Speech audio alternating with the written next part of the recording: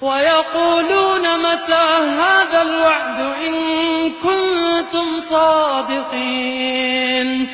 ما ينظرون إلا صيحة واحدة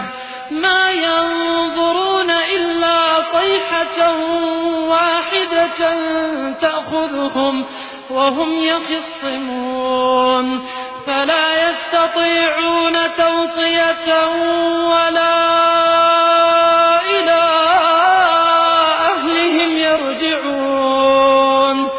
ونفخ في الصور فإذا هم من الأجداث إلى ربهم ينسلون قالوا يا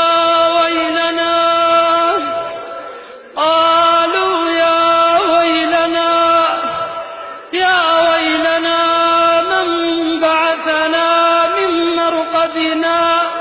هذا ما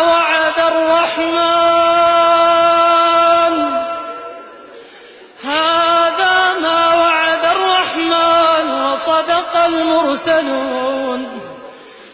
قالوا يا ويلنا من بعثنا من مرقدنا هذا ما وعد الرحمن وصدق المرسلون إن كانت إلا صيحة واحدة فإذا هم جميع لدينا محضرون فاليوم لا تظلم نفس شيئا ولا تجزون إلا ما كنتم تعملون إن أصحاب الجنة اليوم في شغل فاكهون هم وأزواجهم في ظلال على الأرائك متكئون لهم فيها فاكهة ولهم ما يدعون سلام قولا من رب رحيم وامتازوا اليوم أيها المجرمون ألم أعهد إليكم يا بني آدم ألا تعبدوا الشيطان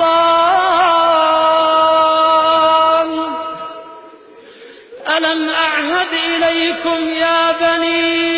آدم ألا تعبدوا الشيطان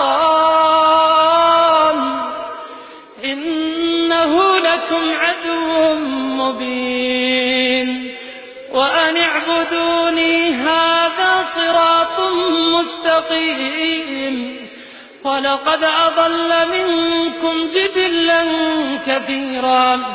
أفلم تكونوا تعقلون هذه جهنم التي كنتم توعدون هذه جهنم التي كنتم توعدون اصلوها اليوم بما كنتم تكفرون اليوم نختم على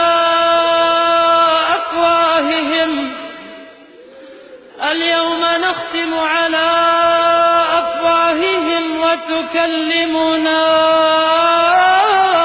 أيديهم اليوم نختم على أفواههم وتكلمنا أيديهم وتشهد أرجلهم بما كانوا يكسبون ولو نشاء لطمسنا على أعينهم فاستبقوا الصراط فأنى يبصرون ولو نشاء لمسخناهم على مكانتهم فما استطاعوا مضيا ولا يرجعون ومن نعمره ننكسه في الخلق أفلا يعقلون وما علمناه الشعر وما ينبغي له، إن هو إلا ذكر وقرآن مبين لينذر من كان حيا ويحق القول على الكافرين.